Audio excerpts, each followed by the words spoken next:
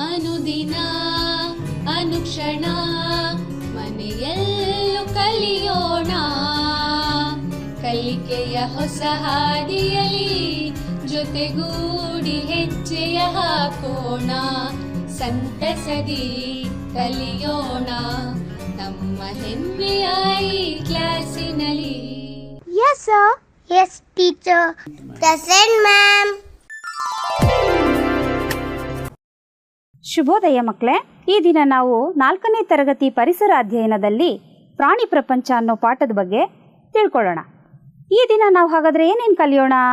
ಪ್ರಾಣಿಗಳು, ಪಕ್ಷಿಗಳು ಹಾಗೂ ಕೀಟಗಳು ಸಹ ಪ್ರಾಣಿ ವರ್ಗಕ್ಕೆ ಸೇರಿರುವಂತಹ ಜೀವಿಗಳು. ಮಾನವರಿಗೂ ಪ್ರಾಣಿಗಳಿಗೂ ಇರುವ ಹೋಲಿಕೆ, ಮಾನವರಿಗೂ ಪ್ರಾಣಿಗಳಿಗೂ ಇರುವ ವ್ಯತ್ಯಾಸಗಳು, ಸಸ್ಯಾಹಾರಿ, ಮಾಂಸಾಹಾರಿ ಹಾಗೂ ಮಿಶ್ರಾಹಾರಿ ಪ್ರಾಣಿಗಳ ಬಗ್ಗೆ, ಹಾಗೂ ಪ್ರಾಣಿಗಳಿಗೂ ಮಾನವರಿಗೂ ಇರುವ ಸಂಬಂಧ ಅಂದರೆ ಪರಸ್ಪರ ಅವಲಂಬನೆ ಹಾಗೂ ಉಪಯೋಗಗಳು.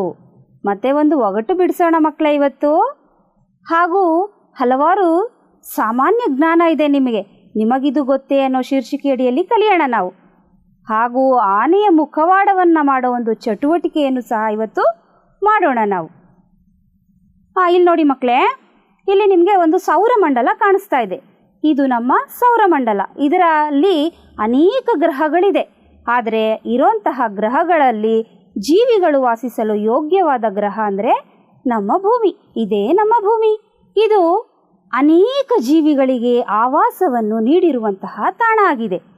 ಯಾವ್ಯಾವ ಜೀವಿಗಳಿದೆ? ಪ್ರಾಣಿಗಳಿದೆ, ಪಕ್ಷಿಗಳಿದೆ, ಕೀಟಗಳಿದೆ ಹಾಗೂ ಮಾನವರು ಸಹ ಇದ್ದಾರೆ. ಇನ್ನೊಂದು ವಿಷಯ ಇಲ್ಲಿ ತಿಳ್ಕೊಬೇಕಾಗಿರೋದಂದರೆ, ಮಾನವರು ಸಹ ಪ್ರಾಣಿ ವರ್ಗಕ್ಕೆ ಸೇರಿರುವಂತಹ ಜೀವಿಗಳಾಗಿದ್ದಾರೆ. ಹಾಗಾದರೆ ಯಾವ್ಯಾವ ಜೀವಿಗಳು ಪ್ರಾಣಿಗಳ ವರ್ಗಕ್ಕೆ ಸೇರ್ತಾರೆ? ಪ್ರಾಣಿಗಳು, ಪಕ್ಷಿಗಳು, ಕೀಟಗಳು ಹಾಗೂ ಮಾನವರು ಅಲ್ವಾ?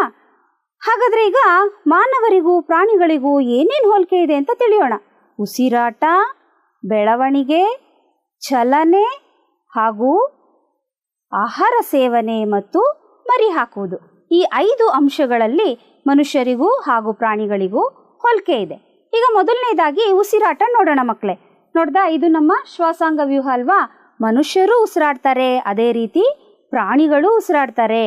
ಆಮ್ಲಜನಕವನ್ನು ತಗೊಂಡು ಇಂಗಾಲದ ಡೈಆಕ್ಸೈಡನ್ನು ಬಿಡ್ತಾರೆ. ಇದು ಪ್ರಾಣಿಗಳಲ್ಲೂ ಮತ್ತು ಮನುಷ್ಯರಲ್ಲೂ ಹೋಲಿಕೆ ಇರುವಂತಹ ಅಂಶ. ಈಗ ನೆಕ್ಸ್ಟು ಬೆಳವಣಿಗೆ. ಬೆಳವಣಿಗೆ ಅಂದರೆ ಹುಟ್ಟಿದಾಗ ಮಗು ಇರುತ್ತೆ, ನಂತರ ಬೆಳೀತಾ ಬೆಳೀತಾ ಬೆಳೀತಾ ದೊಡ್ಡವ್ರು ಆಗ್ತಾರಲ್ವಾ? ನೋಡಿ, ಇಲ್ಲಿ ಮಗುವಿನಿಂದ ದೊಡ್ಡವರವರೆಗೂ ಬೆಳೀತಾರೆ. ಅದೇ ರೀತಿ ಪ್ರಾಣಿಗಳು ಸಹ ಹುಟ್ಟಿದಾಗ ಮರಿ ಆಗಿರುತ್ತೆ, ಆಮೇಲೆ ಬೆಳೀತಾ ಬೆಳೀತಾ ದೊಡ್ಡದಾಗುತ್ತೆ. ಈಗ ಚಲನೆ. ಚಲನೆ ಅಂದರೆ ನೋಡಿ, ಇಲ್ಲಿ ಮನುಷ್ಯ ಚಲಿಸ್ತಾ ಇದ್ದಾನಲ್ವಾ? ಅದೇ ರೀತಿ ಪ್ರಾಣಿಗಳು ಸಹ ಚಲನೆ ಮಾಡುತ್ತೆ. ಇದು ಸಹ ಒಂದು ಹೋಲಿಕೆ.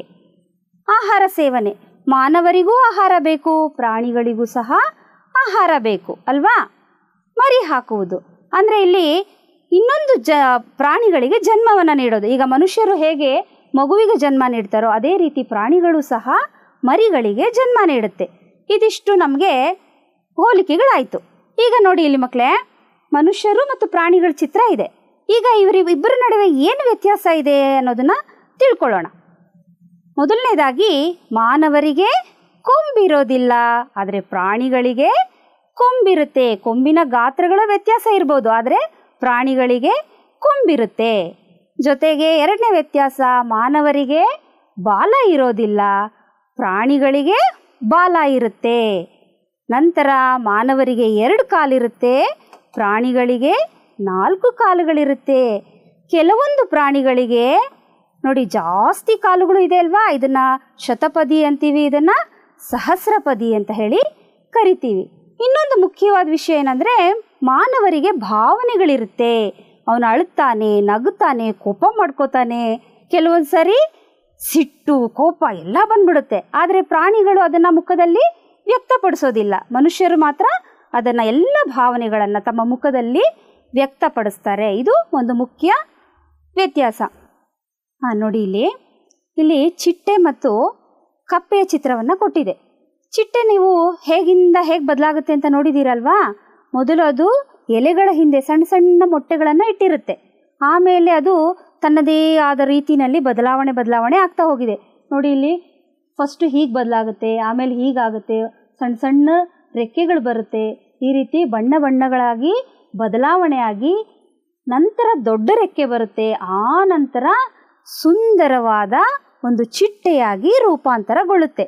ಆ ಕಂಬಳಿ ಹುಳ ಎಲ್ಲ ಇದೆ ನೋಡಿ, ಅವೆಲ್ಲವನ್ನ ರೂಪಾಂತರಗೊಂಡು ಆ ನಂತರ ನಮಗೆ ದೊಡ್ಡ ಬಣ್ಣ ಬಣ್ಣದ ಚಿಟ್ಟೆಯಾಗಿ ಸಿಗುತ್ತೆ. ಅದೇ ರೀತಿ ಕಪ್ಪೆಗಳನ್ನ ನೋಡಿದಿರಲ್ವಾ, ಅದು ಸಹ ನಮ್ಮ ಹಾಗೆ ಮರಿ ಹಾಕ್ತಾರಲ್ಲ ಬೇರೆ ಪ್ರಾಣಿಗಳು, ಆ ರೀತಿ ಅದು ಸಣ್ಣ ಕಪ್ಪೆ ಹುಟ್ಟಲ್ಲ. ಮೊದಲನೇದಾಗಿ ಅದು ಒಂದು ಮೀನಿನ ಆಕಾರದಲ್ಲಿ ಇರುತ್ತೆ. ಆ ನಂತರ ಬದಲಾವಣೆಗಳನ್ನು ಹೊಂದಿ ರೂಪಾಂತರಗಳನ್ನು ಹೊಂದಿ ಮೊದಲು ಸಣ್ಣ ಮುಂಗಾಲುಗಳು ಬರುತ್ತೆ, ಆಮೇಲೆ ಹಿಂಗಾಲುಗಳು ಬರುತ್ತೆ, ಆಮೇಲೆ ದೊಡ್ಡದಾದ ಒಂದು ಈ ನಾಲಿಗೆ ಬರುತ್ತೆ. ಹೀಗಾದಮೇಲೆ ಈ ರೀತಿಯಾದಂತಹ ಕುಪ್ಪಳಿಸುವ ಕಪ್ಪೆಯಾಗಿ ರೂಪಾಂತರಗೊಳ್ಳುತ್ತೆ. ಆದರೆ ಮಕ್ಕಳೇ, ಇಲ್ಲಿ ಚಿಟ್ಟೆಗಳು ಮತ್ತು ಕಪ್ಪೆಗಳು ಆಕಾರವನ್ನು ಬದಲಾಯಿಸುತ್ತೆ. ಆದರೆ ಮಾನವರು ಯಾವುದೇ ರೀತಿ ತಮ್ಮ ಆಕಾರಗಳನ್ನು ಅವರು ಬದಲಾಯಿಸೋದಿಲ್ಲ. ಈಗ ನಾವು ಇಷ್ಟೊತ್ತು ನೋಡಿದ್ವಿ ಅಲ್ವಾ, ಯಾವ್ಯಾವೆಲ್ಲ ವ್ಯತ್ಯಾಸಗಳನ್ನ ನೋಡಿದ್ವಿ. ಒಂದು ಬಾರಿ ಪುನರಾವರ್ತನೆ ಮಾಡ್ಕೊಂಬರೋಣವಾ. ಮಾನವರಿಗೆ ಕೊಂಬು ಇರೋದಿಲ್ಲ, ಪ್ರಾಣಿಗಳಿಗೆ ಕೊಂಬು ಇರುತ್ತೆ. ಆ ಕೊಂಬುಗಳು ಬೇರೆ ಬೇರೆಯಾದಂತಹ ಆಕಾರದಲ್ಲಿ ಇರಬಹುದು, ಚಿಕ್ಕದು ದೊಡ್ಡದು. ಹೀಗೆ ಜಿಂಕೆಗಳಿಗೆಲ್ಲ ಕವಲು ಹೊಡೆದಿರೋ ರೀತಿಯಲ್ಲಿ ಕೊಂಬಿರುತ್ತೆ. ಮಾನವರಿಗೆ ಬಾಲ ಇರೋದಿಲ್ಲ, ಪ್ರಾಣಿಗಳಿಗೆ ಬಾಲ ಇರುತ್ತದೆ. ಮತ್ತು ಮನುಷ್ಯರಿಗೆ 2 ಕಾಲುಗಳಿರುತ್ತೆ, ಪ್ರಾಣಿಗಳಿಗೆ 4 ಕಾಲುಗಳಿರುತ್ತೆ. ಇದ್ರ ಜೊತೆಗೆ ಇನ್ನೊಂದು ವಿಷಯನೂ ತಿಳಿದ್ವಿ ಅಲ್ವಾ ನಾವು, ಶತಪದಿ ಮತ್ತು ಸಹಸ್ರಪದಿಗಳಿಗೆ ಹೆಚ್ಚು ಕಾಲುಗಳು ಸಹ ಇರುತ್ತೆ. ಮನುಷ್ಯರು ತಮ್ಮ ಭಾವನೆಗಳನ್ನು ತೋರಿಸ್ತಾರೆ. ಯಾವ್ಯಾವ ಭಾವನೆಗಳು? ಅಳು, ನಗು, ನಾಚಿಕೆ, ಕೆಲವೊಂದು ಸರಿ ಸಿಟ್ಟು, ಎಲ್ಲವನ್ನ ಅವನು ತನ್ನ ಮುಖದಲ್ಲಿ ವ್ಯಕ್ತಪಡಿಸ್ತಾನೆ. ಆದರೆ ಪ್ರಾಣಿಗಳು ಈ ಯಾವ ಭಾವನೆಗಳನ್ನು ಸಹ ಅವರು ಮುಖದಲ್ಲಿ ವ್ಯಕ್ತಪಡಿಸೋದಿಲ್ಲ. ಕಣ್ಣಲ್ಲಿ ನೀರು ಮಾತ್ರ ನೋಡ್ತೀರ ಕೆಲವೊಂದು ಪ್ರಾಣಿಗಳಿಗೆ, ಆದರೆ ಅದರ ಮುಖದಲ್ಲಿ ಏನಾದರೂ ಬದಲಾವಣೆ ಆಗುತ್ತಾ?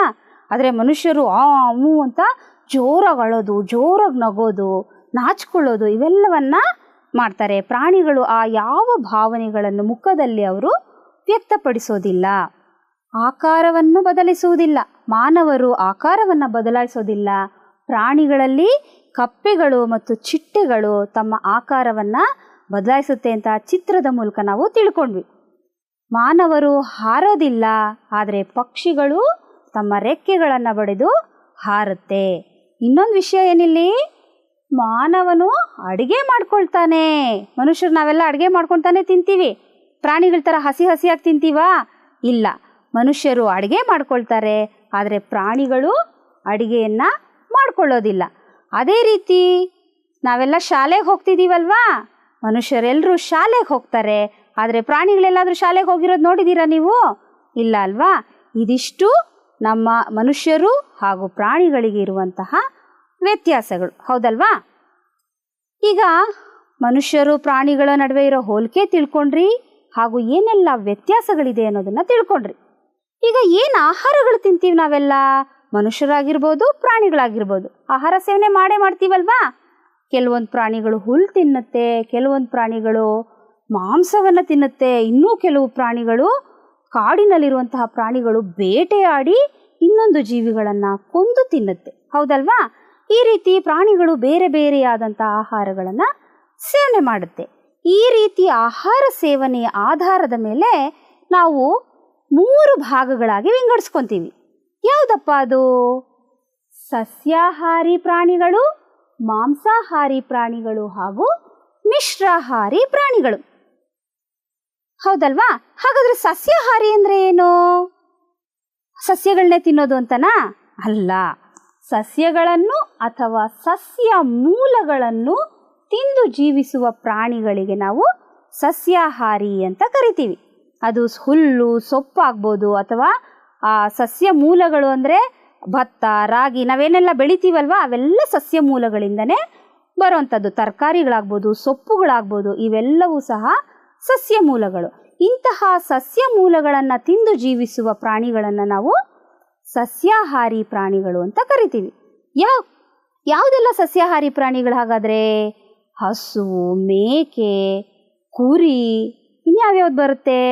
ಮೊಲ, ಅಳಿಲು, ಈ ಎಲ್ಲ ಪ್ರಾಣಿಗಳು ಸಸ್ಯಾಹಾರಿ ಪ್ರಾಣಿಗಳು. ನೀವು ಪ್ರತಿನಿತ್ಯ ನೋಡ್ತಾ ಇರ್ತೀರ ಇಂಥ ಪ್ರಾಣಿಗಳನ್ನು.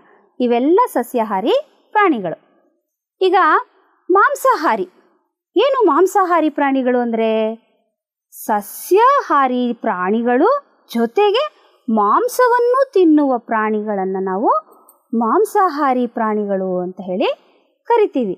ಇದು ಬೇರೆ ಆಹಾರವನ್ನು ತಿನ್ನೋದಿಲ್ಲ. ಹುಲ್ಲು ಸೊಪ್ಪು ಈ ರೀತಿ ಯಾವ ಆಹಾರಗಳನ್ನು ತಿನ್ನಲ್ಲ. ಕೇವಲ ಮಾಂಸವನ್ನು ಮಾತ್ರ ತಿಂದು ಜೀವಿಸುವಂತಹ ಪ್ರಾಣಿಗಳು. ಈ ಕಾಡಿನಲ್ಲಿ ಇನ್ನೊಂದು ಪ್ರಾಣಿಗಳನ್ನು ಬೇಟೆಯಾಡೋದನ್ನು ನೋಡಿದಿರಲ್ವ ನೀವು, ಟಿವಿಗಳಲ್ಲೆಲ್ಲ ನೋಡಿರ್ತೀರಲ್ವಾ. ಅದೇ ರೀತಿ ಆ ಇನ್ನೊಂದು ಪ್ರಾಣಿಗಳನ್ನು ಬೇಟೆಯಾಡಿ ಅದರ ಮಾಂಸವನ್ನು ತಿಂದು ಜೀವಿಸುವ ಪ್ರಾಣಿಗಳನ್ನು ಮಾಂಸಾಹಾರಿ ಪ್ರಾಣಿಗಳು ಅಂತ ಹೇಳಿ ಕರಿತೀವಿ. ಯಾವುವೆಲ್ಲ? ಹುಲಿ, ಸಿಂಹ, ಚಿರತೆ, ಇನ್ನೂ ಅನೇಕ ಪ್ರಾಣಿಗಳು, ಕಾಡಿನ ಪ್ರಾಣಿಗಳು ಇರ್ತಾವಲ್ವಾ, ಅವೆಲ್ಲವೂ ಸಹ ಮಾಂಸಾಹಾರಿ ಪ್ರಾಣಿಗಳೇ ಆಗಿದೆ. ಹಾಗಾದರೆ ಮಿಶ್ರಾಹಾರಿ ಅಂದರೆ ಏನು? ನಿಮ್ಗೆ ಈಗಾಗಲೇ ಮಿಶ್ರ ಅನ್ನೋ ಪದದ ಅರ್ಥ ಗೊತ್ತಿದೆ ಅಲ್ವಾ? ನೀವು ಈಗಾಗಲೇ 1, 2, 3ನೇ ತರಗತಿಗಳಲ್ಲಿ ಮಿಶ್ರ ಲೆಕ್ಕಗಳನ್ನು ಮಾಡಿದ್ದೀರ. ಅದೇ ರೀತಿ 2 ವಸ್ತುಗಳನ್ನು ಸೇರಿಸಿದಾಗ ನಾವು ಮಿಶ್ರ ಅಂತ ಕರಿತೀವಿ. ಇಲ್ಲೂ ಹಾಗೆ ಸಸ್ಯಗಳು ಹಾಗೂ ಮಾಂಸಗಳನ್ನು ಎರಡೂ ತಿನ್ನುವಂತಹ ಪ್ರಾಣಿಗಳನ್ನು ನಾವು ಮಿಶ್ರಾಹಾರಿ ಅಂತ ಕರಿತೀವಿ. ಏನು ಹೇಳಿ? ಸಸ್ಯಗಳು ಹಾಗೂ ಪ್ರಾಣಿಗಳನ್ನು ತಿಂದು ಜೀವಿಸುವ ಪ್ರಾಣಿಗಳಿಗೆ ಮಿಶ್ರಾಹಾರಿ ಪ್ರಾಣಿಗಳು ಎಂದು ಕರೆಯುತ್ತೇವೆ. ಇವೆಲ್ಲ ಈ ಒಂದು ವ್ಯಾಖ್ಯಾನಗಳಿದೆಯಲ್ಲ ಮಕ್ಕಳೇ, ಬಹಳ ಮುಖ್ಯ. ನಿಮಗೆ ಪ್ರಶ್ನೆಗಳು ಬರುತ್ತೆ. ಸಸ್ಯಾಹಾರಿ ಪ್ರಾಣಿಗಳೆಂದರೇನು, ಮಾಂಸಾಹಾರಿ ಪ್ರಾಣಿಗಳೆಂದರೇನು ಹಾಗೂ ಮಿಶ್ರಾಹಾರಿ ಪ್ರಾಣಿಗಳೆಂದರೇನು ಅಂತ ನಿಮ್ಮ ಅಭ್ಯಾಸ ಪುಸ್ತಕದಲ್ಲಿ ಪ್ರಶ್ನೆ ಇದೆ. ಅದಕ್ಕೆ ಈ ಎಲ್ಲ ಪದಗಳನ್ನು ನೀವು ವಾಕ್ಯ ರೂಪದಲ್ಲಿ ತಿಳ್ಕೊಂಡಿರಬೇಕು ಮಕ್ಕಳೇ. ಮಿಶ್ರಾಹಾರಿ ಪ್ರಾಣಿಗಳು ಅಂದರೆ ಗೊತ್ತಾಯ್ತಲ್ವಾ? ಸಸ್ಯಗಳು ಹಾಗೂ ಪ್ರಾಣಿಗಳನ್ನು ತಿಂದು ಜೀವಿಸುವ ಪ್ರಾಣಿಗಳಿಗೆ ಮಿಶ್ರಾಹಾರಿ ಪ್ರಾಣಿಗಳು ಅಂತ ಕರಿತೀವಿ. ಹಾಗಾದರೆ ಯಾವುದು? ಮನುಷ್ಯ ಆಗ್ಬೋದು, ನಾಯಿ ಆಗ್ಬೋದು, ಬೆಕ್ಕಾಗ್ಬೋದು, ಕಾಗೆ ಆಗ್ಬೋದು, ಇನ್ನು ಜಲಚರ ಪ್ರಾಣಿಗಳಿಗೆ ತಗೊಂಡ್ರೆ ಮೀನಾಗ್ಬೋದು, ಕಪ್ಪೆಗಳಾಗ್ಬೋದು. ಹೀಗೆ ಇವೆಲ್ಲವನ್ನು ಸಹ ನಾವು ಮಿಶ್ರಾಹಾರಿ ಪ್ರಾಣಿಗಳು ಅಂತ ಹೇಳಿ ಕರಿತೀವಿ. ಈಗ ನಿಮಗೆ ಗೊತ್ತಾಯ್ತಲ್ವಾ ಸಸ್ಯಾಹಾರಿ ಅಂದರೆ ಏನು, ಮಾಂಸಾಹಾರಿ ಅಂದರೆ ಏನು, ಮಿಶ್ರಾಹಾರಿ ಅಂದರೆ ಏನು ಅಂತ. ಈಗ ಒಂದು ನಿಮಗೆ ಸಣ್ಣ ಚಟುವಟಿಕೆ ಕೊಡ್ತೀನಿ ನಾನು. ಆ ಚಟುವಟಿಕೆನಲ್ಲಿ ಪ್ರಾಣಿಗಳನ್ನ ತೋರಿಸ್ತೀನಿ, ನೀವು ಯಾವುದದು ಅಂತ ಕಂಡುಹಿಡಿಬೇಕು. ನೋಡಿ, ಈಗ ಇಲ್ಲಿ ನಿಮಗೆ ಪ್ರಾಣಿಗಳನ್ನು ತೋರಿಸ್ತಾ ಇದೆ. ಯಾವ್ಯಾವ ಪ್ರಾಣಿ ಇದೆ ಇಲ್ಲಿ? ಮೊಲ ಇದೆ ಮತ್ತು ಆನೆ ಇದೆ. ಹಾಗಾದರೆ ಇದು ಯಾವ ಪ್ರಾಣಿಗಳಿಗೆ ಸೇರುತ್ತೆ? ಸಸ್ಯಾಹಾರಿನ, ಮಾಂಸಾಹಾರಿನ, ಮಿಶ್ರಾಹಾರಿನ? ಗೊತ್ತಾಯ್ತಲ್ವಾ? ಇದು ಸಸ್ಯಾಹಾರಿ ಪ್ರಾಣಿಗಳು. ಇಲ್ಲಿ ಒಂದು ಏನು ಮಾಡ್ತೀರಾ ಅಂದರೆ ಮಕ್ಕಳೇ, ನೀವು ಆನೆ ತುಂಬ ದೊಡ್ಡದಾಗಿದೆ, ಅದು ಮಾಂಸಾಹಾರಿ ಅಂತ ಎಷ್ಟೋ ಮಕ್ಕಳು ತಿಳ್ಕೊಂಡಿರ್ತೀರ. ಆದರೆ ಆನೆ ಸಸ್ಯಾಹಾರಿ ಪ್ರಾಣಿಯಾಗಿದೆ. ಆಯ್ತಲ್ವಾ? ಈಗ ನೆಕ್ಸ್ಟ್ ಇನ್ನೊಂದು ಮುಂದಿನ ಚಟುವಟಿಕೆಗೆ ಹೋಗೋಣವಾ? ಯಾವ ಚಿತ್ರಗಳು ಬಂತು? ಹುಲಿ ಬಂತು, ಸಿಂಹ ಬಂತು. ಹಾಗಾದರೆ ಇದು ಯಾವ ಪ್ರಾಣಿಗಳು? ಯೋಚನೆ ಮಾಡ್ತಾ ಇದ್ದೀರಾ? Very good. ಇದು ಮಾಂಸಾಹಾರಿ ಪ್ರಾಣಿಗಳು. ಇವು ಕೇವಲ ಮಾಂಸವನ್ನು ಮಾತ್ರ ತಿನ್ನೋದು. ಹುಲ್ಲು ಸೊಪ್ಪು ಇವ್ಯಾವುದನ್ನು ಸಹ ಅದು ತಿನ್ನೋದಿಲ್ಲ. ಇದ್ರ ಬಗ್ಗೆ ನಿಮಗೆ ಇನ್ನು ಮುಂದಿನ ತರಗತಿಗಳಲ್ಲಿ ಅದರ ಅಂಗರಚನೆ ಹೇಗಾಗಿದೆ, ಮಾಂಸಾಹಾರಿ ಪ್ರಾಣಿಗಳಿಗೋಸ್ಕರ ದೊಡ್ಡ ದೊಡ್ಡ ಉಗುರುಗಳಿರುತ್ತೆ, ಹಲ್ಲುಗಳಿರುತ್ತೆ, ಇವುಗಳ ಮೂಲಕನೇ ಅದು ಅವರ ಅಂಗರಚನೆಯಾಗಿ ಮಾಂಸವನ್ನು ತಿನ್ನೋದಕ್ಕೆ ಅದು ಸಹಾಯ ಮಾಡುತ್ತೆ. ಈಗ ನೋಡಿ, ಇಲ್ಲಿ ಮುಂದೆ ಯಾವ ಪ್ರಾಣಿ ಬರ್ತಾ ಇದೆ? ನಾಯಿ ಬಂತು, ಕಾಗೆ ಬಂತು, ಮನುಷ್ಯ ಬಂದ. ಹಾಗಾದರೆ ಇದು ಯಾವುದಕ್ಕೆ ಸೇರುತ್ತೆ? ಸಸ್ಯಾಹಾರಿನ, ಮಾಂಸಾಹಾರಿನ ಅಥವಾ ಮಿಶ್ರಾಹಾರಿನ? ಯೋಚನೆ ಮಾಡಿ ನೋಡೋಣ. ಯಾವುದಿದು? ಮಿಶ್ರಾಹಾರಿ ಪ್ರಾಣಿಗಳು. ಇವು ಸಸ್ಯ ಮೂಲವನ್ನು ತಿನ್ನುತ್ತೆ, ಜೊತೆಗೆ ಮಾಂಸವನ್ನು ತಿನ್ನುತ್ತೆ ಅಲ್ವಾ? ನಾಯಿಗಳಿಗೆ ನೀವು ಅನ್ನ ಹಾಕಿದ್ರೂ ತಿನ್ನುತ್ತೆ, ಮತ್ತು ಮಾಂಸವನ್ನು ಸಹ, ಮೂಳೆಗಳು ಇವೆಲ್ಲವನ್ನು ತಿನ್ನುತ್ತಲ್ವಾ? ಈ ಕಾಗೆ ನೋಡಿ, ಕಾಗೆನೂ ಅಷ್ಟೇ. ನಿಮಗೆ ಕಾಗೆ ಕತೆ ಎಲ್ಲ ಗೊತ್ತಿದೆ ಅಲ್ವಾ? ಮಾಂಸವನ್ನು ತಿಂಡಿಟ್ಕೊಂಡಿರೋ ಕತೆ ಎಲ್ಲ ನೀವು ಕೇಳಿದ್ದೀರ. ಹಾಗೆ ಕಾಳುಗಳನ್ನು ತಿನ್ನುತ್ತೆ, ಮಾಂಸವನ್ನು ತಿನ್ನುತ್ತೆ. ಇನ್ನು ಮನುಷ್ಯರು, ನಾವು ನಿಮಗೆಲ್ಲ ಗೊತ್ತಿದೆ. ನಿಮ್ಗೆ ಯಾವ ಆಹಾರ ಇಷ್ಟ ಅಂದರೆ ಪಟ್ಟಿನೇ ಕೊಟ್ಬಿಡ್ತೀರ ನೀವು ಅಲ್ವಾ? ಹಾಗಾಗಿ ಮನುಷ್ಯರು ಸಹ ಮಿಶ್ರಾಹಾರಿ ಪ್ರಾಣಿಗಳ ಗುಂಪಿಗೇನೆ ಸೇರ್ತಾರೆ. ಈಗ ಇಷ್ಟೊತ್ತು ನಾವು ಹೋಲಿಕೆ, ವ್ಯತ್ಯಾಸ ಹಾಗೂ ಆಹಾರಗಳ ಬಗ್ಗೆ ತಿಳಿದ್ವಿ. ಹಾಗಾದರೆ ಈಗ ಮನುಷ್ಯರಿಗೂ ಪ್ರಾಣಿಗಳಿಗೂ ಈ ನಡುವೆ ಏನೋ ಒಂದು ಸಂಬಂಧ ಇದೆ ಅಲ್ವಾ? ಏನದು? ಅವು ಏನಕ್ಕೆ ಬೇಕು ನಮಗೆ? ಪ್ರಾಣಿಗಳು ಏನಕ್ಕೆ ಬೇಕು? ನಾವೇ ಇದ್ಬಿಡೋಣ, ನಮ್ಗೆ ಏನಕ್ಕೆ ಪ್ರಾಣಿಗಳು ಏನಕ್ಕೆ ಬೇಕು? ಸಾಕು ಮನುಷ್ಯರೇ ಸಾಕು ಭೂಮಿ ಮೇಲೆ ಅಂತ ಯೋಚನೆ ಮಾಡಿರ್ಬೋದಾಗಿತ್ತಲ್ವ ನಾವು? ಇಲ್ಲ, ಅದರಿಂದ ನಾವು ಸಾಕಷ್ಟು ಉಪಯೋಗಗಳನ್ನು ಸಹ ನಾವು ಪಡ್ಕೋತಾ ಇದ್ದೀವಿ. ಯಾವೆಲ್ಲ ಉಪಯೋಗ ಪಡ್ಕೋತಾ ಇದ್ದೀವಿ? ಕುದುರೆಗಳು, ಇಲ್ಲಿ ನೋಡಿ ಈ ಚಿತ್ರ ನೋಡಿ, ಕುದುರೆ ಇದೆ ಅಲ್ವಾ? ಕುದುರೆ ಗಾಡಿ ಇದೆ, ಇಲ್ಲಿ ಮನುಷ್ಯ ಕುದುರೆನ ಓಡಿಸ್ತಾ ಇದ್ದಾನೆ. ಹಾಗಾದರೆ ಕುದುರೆ ನಮ್ಗೆ ಇಲ್ಲಿ ಬೇಕಿತ್ತಲ್ವಾ?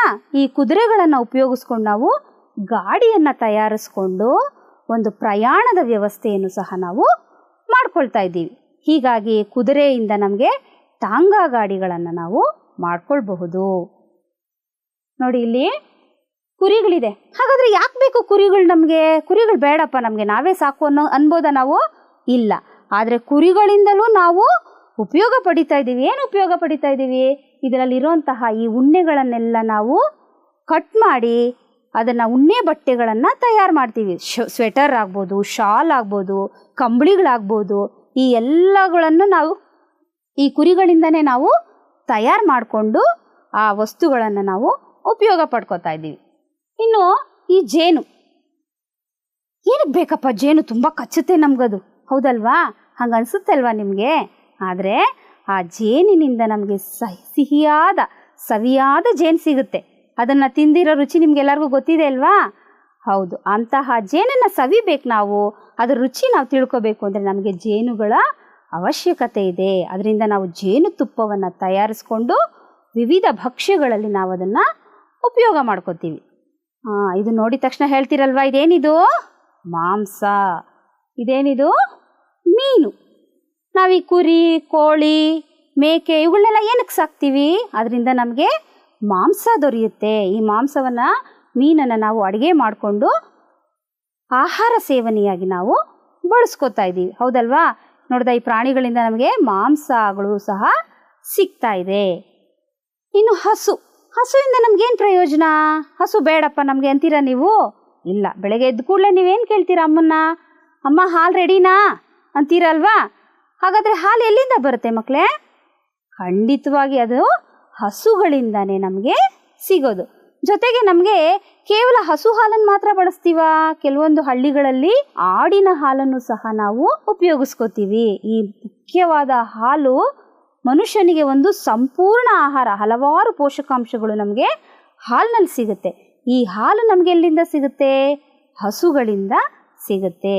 ಕೆಲವೊಂದು ಕಡೆ ನೆನ್ಪಿಟ್ಕೋಬೇಕು, ಆಡುಗಳ ಹಾಲನ್ನು ಸಹ ಅವರು ಉಪಯೋಗಿಸ್ಕೋತಾರೆ. ಇತ್ತೀಚೆಗೆ ಕತ್ತೆಗಳ ಹಾಲನ್ನು ಸಹ ನಾವು ಉಪಯೋಗಿಸ್ಕೋತಾ ಇದ್ದೀವಿ. ಮರುಭೂಮಿ ಪ್ರದೇಶಗಳಲ್ಲಿ ಒಂಟೆ ಹಾಲನ್ನು ಸಹ ಬಳಸ್ಕೋತಾ ಇದ್ದಾರೆ. ಇನ್ನು ನಮ್ಮ ವ್ಯವಸಾಯ, ನಮ್ಮ ಭಾರತ ವ್ಯವಸಾಯ ದೇಶ. ಹಾಗಾದರೆ ವ್ಯವಸಾಯ, ಈಗೆಲ್ಲ ಟ್ರ್ಯಾಕ್ಟರ್ಗಳು ಅದು ಇದು ಬಂದ್ಬಿಟ್ಟಿದೆ ಬಿಡಿ, ಆದರೆ ಮುಂಚಿನಿಂದಲೂ ನಮಗೆ ಎತ್ತುಗಳೇ ರೈತನ ಒಂದು ಸಹಾಯಕಾರಿಯಾಗಿ ಬಳಸ್ಕೋತಾ ಇದ್ದಿದ್ದು. ಹೊಲ ಉಳುಮೆ ಮಾಡಬೇಕಂತಂದರೆ ನಮಗೆ ಎತ್ತುಗಳ ಅವಶ್ಯಕತೆ ಬಹಳ ಇತ್ತು. ನೇಗಿಲನ್ನು ಹೊರುವಂತಹ ದೊಡ್ಡ ಆಸ್ತಿ ನಮಗೆ ಅದು. ಎತ್ತುಗಳನ್ನು ನಾವು ಹೊಲ ಉಳುಮೆ ಮಾಡೋದಕ್ಕೆ ಬಳಸ್ಕೋತೀವಿ. ಇನ್ನು ನಾಯಿಯಿಂದ ನಮಗೇನು ಪ್ರಯೋಜನ? ಏನಕ್ಕೆ ಬೇಕು ನಾಯಿ ನಮಗೆ? ನಾಯಿ ಬೇಡಪ್ಪ ನಮಗೆ ಅಂತೀರಾ? ಎಷ್ಟು ಪುಟ್ಟ ನಾಯಿಗಳನ್ನೆಲ್ಲ ಮನೇಲಿ ಸಾಕೋತಾರೆ. ಯಾಕೆ ಸಾಕೋತಾರೆ? ಅದು ನಮ್ಮ ಮನೆಯನ್ನು ಕಾಪಾಡುತ್ತೆ, ಮನೆಯನ್ನು ರಕ್ಷಣೆ ಮಾಡುತ್ತೆ. ಮನೆಗೆ ಕಳ್ಳ ಬರ್ಬೋದು ಅಥವಾ ಯಾರೋ ಅಪರಿಚಿತರು ಬರಬಹುದು. ಯಾರೇ ಬಂದರೂ ಸಹ ಅದು ನಮ್ಮನ್ನು ಜೋರಾಗಿ ಬೊಗಳೋದ್ರ ಮೂಲಕ ನಮ್ಮನ್ನು ಎಚ್ಚರಿಸುತ್ತೆ. ಆಗ ನಾವು ಹೋಗಿ ನೋಡ್ತೀವಿ, ನಮ್ಮನ್ನು ನಾವು ರಕ್ಷಣೆ ಮಾಡ್ಕೋತೀವಿ. ಈ ರೀತಿ ನಾಯಿಗಳಿಂದ ನಮಗೆ ರಕ್ಷಣೆ ಸಹ ಸಿಗುತ್ತೆ. ಈಗ ಪ್ರಾಣಿಗಳಿಗೂ ಮಾನವರಿಗೂ ಏನೇನೆಲ್ಲ ಅವಲಂಬನೆ ಇದೆ, ಉಪಯೋಗ ಇದೆ ಅಂತ ನೋಡಿದ್ರಿ ಅಲ್ವಾ? ಒಂದ್ಸರಿ ಪುನರಾವರ್ತನೆ ಮಾಡೋಣವಾ? ಹಸುಗಳಿಂದ ಹಾಲು ದೊರೆಯುತ್ತೆ, ಎತ್ತುಗಳಿಂದ ಹೊಲ ಉಳುಮೆ ಮಾಡ್ಬೋದು, ಕುರಿಗಳಿಂದ ಉಣ್ಣೆ ದೊರೆಯುತ್ತೆ, ಪ್ರಾಣಿಗಳಿಂದ ಮಾಂಸ ದೊರೆಯುತ್ತೆ, ಕುದುರೆಯಿಂದ ಟಾಂಗಾ ಗಾಡಿ ಏಳಿಸ್ಬೋದು, ನಾಯಿ ಮನೆ ಕಾಯುತ್ತೆ, ಜೇನಿನಿಂದ ಜೇನುತುಪ್ಪ ದೊರೆಯುತ್ತೆ ಅಲ್ವಾ ಮಕ್ಕಳೇ? ಈಗ ಇಲ್ಲೊಂದು ಸಣ್ಣ ಚಟುವಟಿಕೆ ಮಾಡೋಣ ಮಕ್ಕಳೇ.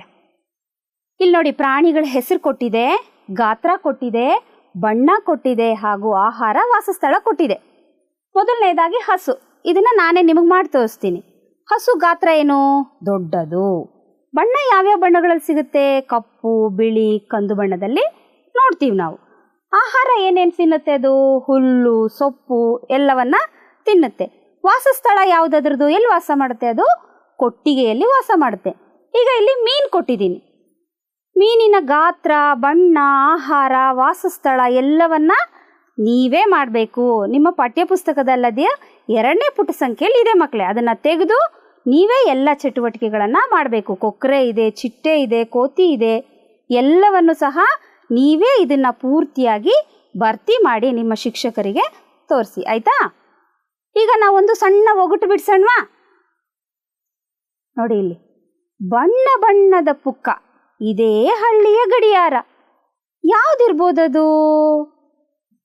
ಯೋಚನೆ ಮಾಡಿ. 2ನೇದು ಹೇಳ್ತೀನಿ. ದೊಡ್ಡಟ್ಟೆ ದೊಡ್ಡಣ್ಣನಿಗೆ ಹಿಂದೂ ಬಾಲ ಅಂತೆ, ಮುಂದು ಬಾಲ ಅಂತೆ. ಯಾವುದದು? ಯೋಚನೆ ಮಾಡಿ. ಹಳ್ಳಿಯ ಗಡಿಯಾರ ಓದಿದ್ದೀರಲ್ವಾ ನೀವು? ಹುಂಜ. ದೊಡ್ಡಟ್ಟೆ ದೊಡ್ಡಣ್ಣನಿಗೆ ಯಾವುದು ಹಿಂದೂ ಬಾಲ, ಮುಂದು ಬಾಲ? ಆನೆ. Very good. ಈಗ ಮುಂದಿನ ಒಗಟು ನೋಡೋಣವಾ? ಸಣ್ಣ ಆಕಾರದ ಸುಕುಮಾರ, ಮೃದುವಾದ ಮೈ, ಉದ್ದನೆಯ ಕಿವಿ, ಕಡ್ಡಿ ಮೀಸೆ, ಠಣ್ಣನೆಯ ಜಿಗಿತ. ಯಾವುದಿರ್ಬೋದು? ಮೊಲ. ಇನ್ನೊಂದು ಒಗಟು ನೋಡೋಣವಾ? ಹುಲಿಯ ಚಿಕ್ಕಮ್ಮ, ಇಲಿಯ ಮುಕ್ಕಮ್ಮ. ಹುಲಿಗೆ ಚಿಕ್ಕಮ್ಮ ಅಂತ ಇವಳು, ಇಲಿನ ತಿಂತಾಳಂತೆ. ಯಾರು ಇವಳು? ನಮ್ಮ ಬೆಕ್ಕು. ಹೌದಲ್ವಾ?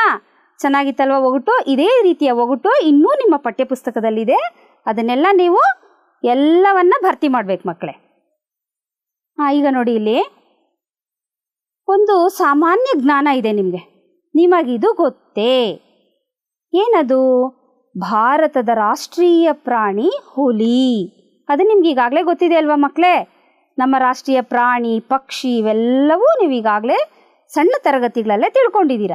ಇಂತಹ ಹುಲಿಗಳ ಸಂತತಿ ಈಗ ಕಡಿಮೆ ಆಗ್ತಾ ಇರೋದ್ರಿಂದ ಅದನ್ನು ರಕ್ಷಣೆ ಮಾಡೋದಕ್ಕೋಸ್ಕರ ನಮ್ಮ ಭಾರತ ಸರ್ಕಾರ ಒಂದು ಹೊಸ ಯೋಜನೆಯನ್ನು ಹಮ್ಮಿಕೊಂಡಿದೆ. ಆ ಯೋಜನೆಯ ಹೆಸರೇ ಹುಲಿ ಯೋಜನೆ. ಇದನ್ನೇನು ನೀವು ಯಾವಾಗೂ ತಿಳ್ಕೊಂಡಿರಬೇಕು. ಯಾಕಂದರೆ ಸಾಮಾನ್ಯ ಜ್ಞಾನದಲ್ಲಿ ಇಂಥ ಎಲ್ಲ ಪ್ರಶ್ನೆಗಳು ನಿಮಗೆ ಕೇಳ್ತಾ ಇರ್ತಾರೆ. ಇನ್ನೊಂದು ವಿಷಯ ಏನಪ್ಪ ಅಂದರೆ, ಪ್ರಾಣಿ ಪ್ರಪಂಚದಲ್ಲಿ ಕೀಟಗಳ ಸಂಖ್ಯೆಯೇ ಅತಿ ಹೆಚ್ಚು. ಈಗ ನಾವು ಪ್ರಾಣಿ ಪ್ರಪಂಚದಲ್ಲಿ ಯಾವ್ಯಾವ್ದೆಲ್ಲ ನೋಡಿದ್ವಿ? ಪ್ರಾಣಿಗಳು, ಪಕ್ಷಿಗಳು, ಕೀಟಗಳು, ಮನುಷ್ಯರು. ಈ ಎಲ್ಲದರಲ್ಲಿ ಅತಿ ಹೆಚ್ಚಿನ ಸಂಖ್ಯೆಯಲ್ಲಿರೋದು ಯಾವುದು? ಕೀಟಗಳು. ಜೊತೆಗೆ ಚಿರತೆ ಗಂಟೆಗೆ 100 ಕಿಲೋಮೀಟರ್ ವೇಗದಲ್ಲಿ ಓಡುತ್ತಂತೆ. ಇದು ಗೊತ್ತಿತ್ತಾ ನಿಮಗೆ? ಚಿರತೆ ಅತಿ ವೇಗವಾಗಿ ಓಡುವಂಥ ಪ್ರಾಣಿ ಅಂತ ನೀವು ಈಗಾಗಲೇ ತಿಳಿದಿದ್ರಿ.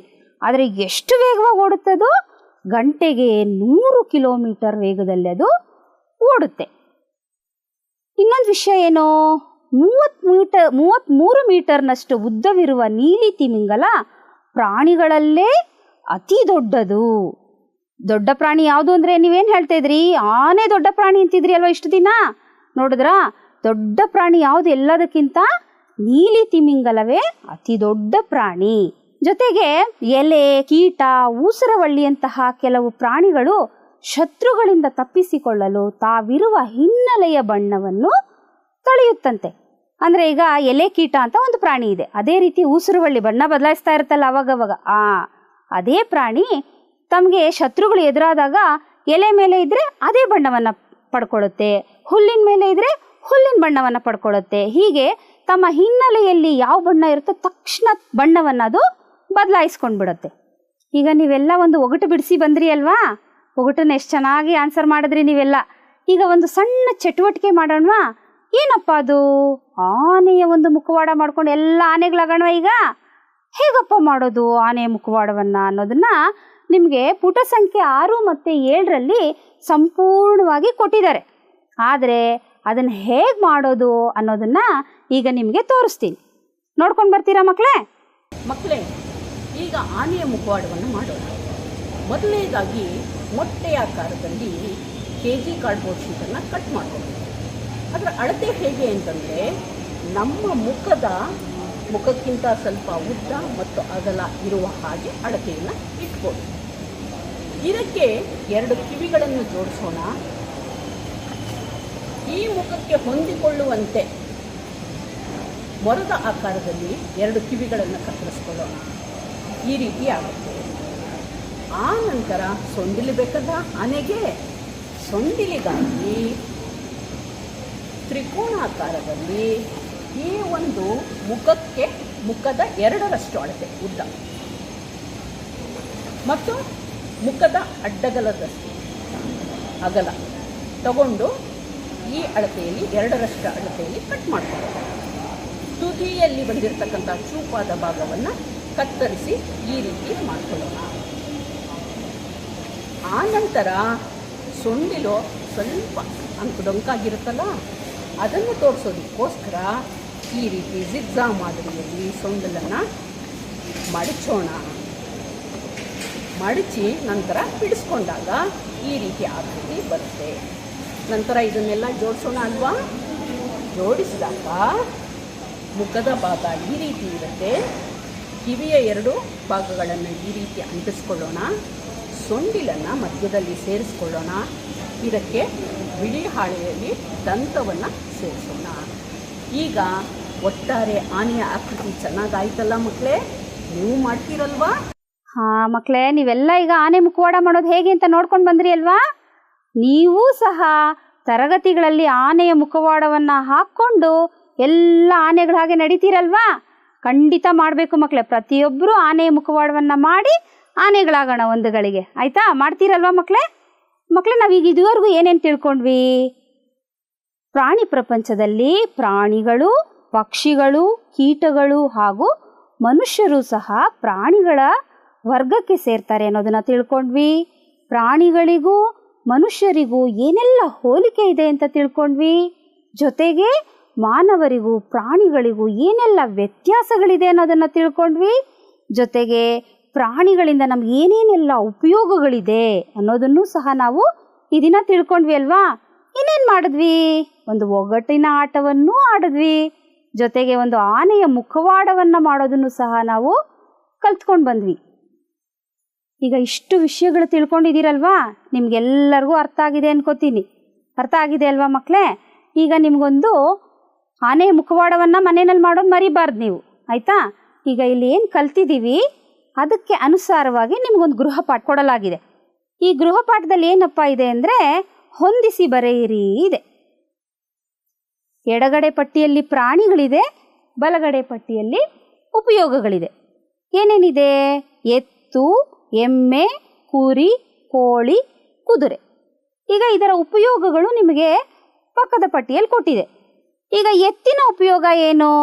ನಾನು ಹೇಳಲ್ಲ, ನೀವೇ ಗುರ್ತು ಹಾಕಬೇಕು. ಎಮ್ಮೆ ಉಪಯೋಗ ಏನು, ಕುರಿ ಉಪಯೋಗ ಏನು, ಕೋಳಿ ಉಪಯೋಗ ಏನು ಹಾಗೂ ಕುದುರೆ ಉಪಯೋಗ ಏನು ಅನ್ನೋದನ್ನು ನೀವು ಗುರ್ತು ಮಾಡಬೇಕು. ಗುರ್ತು ಮಾಡ್ತೀರಲ್ವ ಮಕ್ಕಳೇ? ಇದನ್ನು ಗುರ್ತು ಮಾಡಿ ಮುಂದಿನ ತರಗತಿಯಲ್ಲಿ ನಾವು ಇದನ್ನು ಹೇಗೆ ಮಾಡಿದ್ದೀರಾ ಅನ್ನೋದ್ರ ಬಗ್ಗೆ ಚರ್ಚೆ ಮಾಡ್ತಾ ನಾವು ಮುಂದಿನ ತರಗತಿಯಲ್ಲಿ ಸಿಗೋಣ.